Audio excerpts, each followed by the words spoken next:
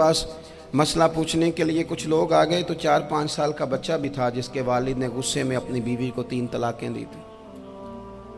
तो छोटा सा बच्चा, कपड़े भी फटे पुराने, और हालत बता रही थी कि गरीबी है।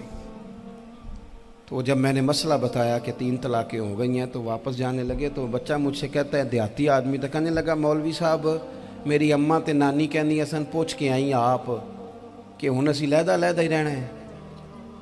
तो उस बच्चे की नौनिहाल की वो कैफियत देखी तो मैं रो पड़ा। मैंने कहा यार ये बच्चा बेचारा माँ बाप के होते हुए ये यतीमों जैसी ज़िंदगी गुजारेगा क्योंकि बाप ने तलाक दे दी। किस तरह मसाइल नहीं बताए लोगों को, तालीम से आगाही नहीं किया। और इसमें बहुत बड़ा जुल्म है उन लोगों का भी जो जनाजे पे खड़े होके तो कह देते हैं, मेरी तरह के लोग, अच्छे उलमा की बात नहीं करता, वो कह देते हैं देखो जिन लोगों को जनाजा नहीं आता, भैया आपने किस दिन इशा के बाद क्लास लगाई थी जनाजा सिखाने की? ये तो आपने कह दिया लोगों को कुरान जी ठीक नहीं आता। तो यहाँ तो बेचारी बीबियाँ जिनको सही पढ़ना नहीं आता वो मिशन बना लेती हैं कि मैंने इतने 100 को कुरान पाक पढ़ाना है, बेवा हो गई हूँ, तलाक याफ्ता हो गई हूँ, सारी ज़िंदगी कुरान पढ़ाऊँगी। हम क्यों ये मिशन नहीं बनाते, क्यों इस तरफ सफ़र नहीं करते? एक तो दीनी मालूमात में, दीनी उलूम में अपने आप को लगाएं और ज़ौक़ पैदा करें कि जो चीज़ें मुझे नहीं आती मैंने वो सीखनी है, जो मामलात मुझे नहीं आते मैंने उनकी तरफ सफ़र करना है। एक तो अपना ये मिजाज बनाएं। और जब आप दीनी उलूम सीखते हैं तो पता है कौन सा मंज़र कायम होता है? मंज़र वो बनता है कि हज़रत अबू हुरैरा भी दीन सीखा करते थे, हज़रत अब्दुल्ला इब्न उमर भी असहाबे सुफ़ा में रहा करते थे, हज़रत अनस बिन मालिक भी रहा करते थे। और ऐसा मंज़र बनता है कि हज़रत सैयदा खदीजतुल कुबरा रज़ी अल्लाह तआला अन्हा फरमाती हैं, सैयदा फ़ातिमा हुज़ूर की गोद में बैठी होती थी और नबी पाक से बातें पूछती थी और हुज़ूर उन्हें बता रहे होते थे। सैयदा आयशा हुज़ूर से दीन की बातें पूछती। चौथा हिस्सा हमारी फ़िक़्ह के उसूल हज़रत फ़ातिमा की, हज़रत आयशा सिद्दीक़ा की मरवियात पर मबनी है। अगर हमारी बच्चियां छोड़ दें डाइजेस्ट पढ़ना, छोड़ दें इधर उधर की मूवी देखना और वो किताबों सुन्नत पर आ जाएं तो बहुत सारे मसाइल ऐसे हैं जो उलझने से पहले ही सुलझे हुए हों। दीनी तालीम का मिजाज और ज़ौक़। और दूसरी आयत करीमा मैंने तिलावत की, अल्लाह करीम ने कुरान मजीद में फरमाया, या अय्युहल्लज़ीना आमनू कू अनफुसकुम व अहलीकुम नारा, ऐ ईमान वालों खुद भी दोज़ख की आग से बचो और अपने घर वालों को भी बचाओ। ओ वालिद, वो माँ जो बच्चों को भूख से बचाने के लिए मेहनत करती है, उनको मायूसी से बहुत सारे माँ बाप ऐसे होते हैं जिनके पास कपड़े लेने के पैसे नहीं होते ईद पे। क्यों? अजान शुरू होगी जी, अजान सुने जी।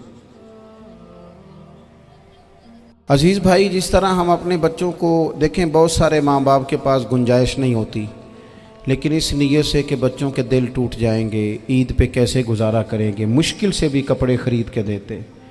इस तरह हम अपने बच्चों को भूख से, प्यास से, मायूसी से बचाते हैं। इस तरह हमारे रब ने हमारे ज़िम्मे लगाया है कि तुम अपने बच्चों को कोशिश करो दोज़ख की आग से बचाने की। हज़रत उमर फ़ारूक रज़ी अल्लाह तआला अन्हु ने अर्ज़ किया था, या रसूल अल्लाह सल्लल्लाहु तआला अलैहि वसल्लम, इस आया करीमा का माना क्या है? तो महबूब करीम अलैहिस्सलाम ने फरमाया, उमर, जिन चीज़ों का अल्लाह तुम्हें हुक्म देता है तुम अपने घर वालों को उन चीज़ों का हुक्म दो, जिन चीज़ों से रब रसूल तुम्हें मना करते हैं अपने घर वालों को उनसे रोको। अपने घर के अंदर निफाज़े दीन करने की कोशिश करो। मेरे भाई, बहुत ज़्यादा आजमाइश है हमारे घरों में, बेचैनियाँ हैं, इज़्तिराब है, बच्चों में सख्ती है, बहन भाई एक दूसरे के साथ लड़ते हैं, मिजाजों में तलखी आ गई। क्यों भला? इसलिए कि माँ बाप को जो बेहतरीन किरदार और जो हसीन तरीका घर में अपनाना चाहिए था, बच्चे तकरीर बाहर से सुनते हैं लेकिन वो फॉलो अपने माँ बाप को करते हैं। अगर माँ बाप में हौसला हो, सब्र हो, इत्मीनान हो, खुददारी हो, थोड़े पर गुजारा करने का मिजाज हो। देखें ना, आज डिप्रेशन है, टेंशन है, पैनिक्स अटैक्स हैं, बड़ी सारी चीज़ें आ गई हैं। क्यों भला? सब्र नहीं, तहम्मुल नहीं, बुर्दबारी नहीं। आजमाए। एक दिन एक बच्चा मेरे पास आ गया मदरसे का और आके वो रोने लगा।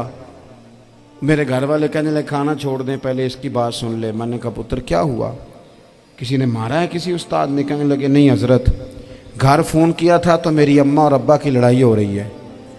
بچہ کانپ رہا ہے, ٹانگیں کانپ رہی ہیں. میں نے کہا کیا ہو کیا گیا تمہیں پتر, لڑائی ہو رہی ہے تو گھروں میں ہو ہی جاتی ہے. کہنے لگے نہیں آپ کو پتہ نہیں وہ بڑا سخت لڑتے ہیں. میرے والد جب میری والدہ کو مارنے کے لیے آگے بڑھتے ہیں تو ہم سارے چار پنجوں کے نیچے چھپ جاتے ہیں, ہمیں خوف آتا ہے, وہ منظر خطرناک ہوتا ہے. یہ کون تکلیف دے رہا ہے اپنے بچوں کو؟ یہاں بیٹھے ہمارے ہاں میلوں دور رہتے تھے اس کے گھر والے, تو وہ تکلیف میں تھا, تو گھر میں کیا کیفیت ہوگی؟ اگر حوصلہ ہو, صبر ہو, قناعت ہو, اللہ کے دیے ہوئے تھوڑے رزق پر ہمیں راضی رہنا آتا ہو, ہمارے گھروں میں سکون آئے, اطمینان آئے, ہم جو زندگی بڑی خوشی خوشی گزار سکتے ہیں. ہمارے مزاجوں کا لالچ, ہماری طبیعتوں کی بے راہ روی, ہماری جھوٹی انا کا بت, ان ساری چیزوں کو ختم کر دیتا ہے. اپنی زندگی کے اندر اگر ہم وہ کردار اپنے بچوں کو دیں جس کردار میں موبائل بھی ہو, جس میں گاڑی بھی ہو, جس میں پیسے بھی لا کے ابا دراز میں رکھتا ہو, لیکن والد کا گھر میں مصلی بھی موجود ہو, اس کی کوئی تسبیح بھی ہو, وہ یہ بھی کہتا ہو کہ خدا نے اپنے فضل سے آج 5,000 دیا ہے تو اس میں 1,000 غریبوں کا بھی ہے, اس میں تھوڑا سا میں نے اللہ کی رضا کے لیے بھی رکھا ہے. اگر کوئی مشکل آ جائے تو وہ باپ اور ماں کو صبر کرتا ہوا دیکھتے ہوں. اگر ایک باپ کر بات کرے تو دوسرا برداشت کرتا ہو. خدا را اپنی اولادوں کو اس اذیت کا شکار نہ کرو. اپنے گھروں کے اندر وہ خودداری, وہ پیار, وہ وقار, وہ محبت, وہ انداز. آپ تھکے ہوئے ہیں کوئی شک نہیں, آپ بہت سارے مسائل کا باہر شکار ہوں گے کوئی شک نہیں, لیکن آپ باہر سے تھک کے آئے ہیں. اور اگر آپ باہر اپنی فیکٹری کے مالک ہیں اور دفتر کے بڑے ہیں تو گھر میں بھی تو آپ بڑے ہیں نا. آپ کی ماں بھی تو انتظار کر رہی ہے, اس نے بھی تو دکھڑا سنانا ہے نا آپ کو. آپ یہ دیکھیے کہ آپ کے بچے بھی تو انتظار کر رہے ہیں, وہ چاہتے ہیں کہ ابا آ کے بیٹھیں تو ہم ان کے سینے پہ چڑھ کے تھوڑا کھیلیں. آپ کی اہلیہ منتظر ہیں. کچھ باتیں بیوی کسی اور سے نہیں کہہ سکتی, صرف اپنے شوہر سے کہتی ہے, لیکن وہ تو آتے ہی جلال میں آ گئے صاحب. وہ کہنے لگے تو بڑی نالائق ہے, میں تھکا ماندہ آیا ہوں اور تو نے مجھے کہانی سنا دی ہے. وہ اس خاتون سے شدت کے ساتھ پیش آنے لگے. میرے رسول پاک کی حیات نور کو دیکھو, حضرت ام ایمن حضور کی رضائی والدہ ہیں, ان کی بھی خدمت ہو رہی ہے. حضرت حلیمہ سعدی آ رہی ہیں تو خدمت ہو رہی ہے. حضرت عباس حضور کے چچا ہیں تو کریم فرماتے ہیں میرے چچا ہیں باپ کی جگہ پہ. حضور دوست احباب صحابہ غلاموں سب کے ساتھ پیار کر رہے ہیں. 9 ازواج مطہرات ہیں گھر کے اندر, اور کیفیت یہ ہے کہ حضور صرف ان کی ضرورتوں کا ہی خیال نہیں کرتے, خواہشات کا ہی خیال نہیں کرتے, بلکہ میرے کریم کا طریقہ یہ ہے کہ کوئی بندہ آج بول کیا رہا ہے, وہ کہاں کھڑا ہے آج, اس کے جملے کس طرح کے ہیں, اس کا لہجہ کس طرح کا ہو گیا ہے اور اسے ٹھیک کیسے کرنا ہے. محبوب اس کا خیال فرماتے, توجہ کرتے. میں کہتا ہوں کہ ہم سب کو شوق آیا ہے آرام کرنے کا. میں صبح 11 بجے سے پہلے اپنے گھر سے نکل آیا تھا, اور یہ وقت آ گیا ہے اور رات کو خدا جانے کس وقت گھر پہنچنا ہے. کئی دفعہ کیفیت یہ ہوتی ہے کہ گاڑی سے اترتے ہیں تو پھر دل کرتا ہے کہ کوئی اٹھا کے چلائے نہ کبھی. اس کے باوجود بہت سارے لوگ ناراض رہتے ہیں کہ ہم سے مل کے نہیں گئے, فوٹو نہیں کھنچوا کے گئے, فلانی جگہ چائے نہیں پی کے گئے. یہ تسلسل ہے. لیکن میں جتنا مرضی تھکا ماندہ گھر جاؤں گا نا, کبھی ایسا نہیں ہوا کہ میں گھر جاؤں تو بڑی ٹینشن میں جاؤں. میری گھر والی ایک دن مجھ سے کہنے لگی آپ نے کبھی نہیں کہا کہ میں تھکا ہوا آیا. بندہ تھک بھی تو جاتا ہی ہے نا, کبھی کہاں کرے نا. میں نے اسے کہا پتہ کیوں نہیں کہتا, اس لیے نہیں کہتا کہ میں نہیں چاہتا کہ میرے بچے یہ کہیں کہ ہم نے دین نہیں پڑھنا, ہمارا باپ تو بڑی مشکل میں ہے. ہم اپنے کام کے بارے میں اپنے گھر میں شکوے کرتے ہیں. آپ کسی بچے سے پوچھ لیں کون سا کام کرنا ہے, کہ اندر جڑا ابا جی کر دے رہے ہیں وہ نہیں کرنا. کیوں کہ ابا جی ہر روز تو کہتے ہیں میں بڑا الجھ گیا ہوں, یہ کام بڑا مشکل ہے. میں چاہتا ہوں کہ میں اپنے بچوں کو یہ بتاؤں کہ پتر میں تو جدھر جاتا ہوں پھول ہی پھول ہیں. میں تو جدھر سے گزرتا ہوں محبت ہی محبت ہے، میں تو جدھر سے دیکھتا ہوں دعائیں ہی ملتی ہیں، تاکہ ان کا شوق پیدا ہو۔ میرے عزیز، آپ تھوڑا سا دل بڑا کریں۔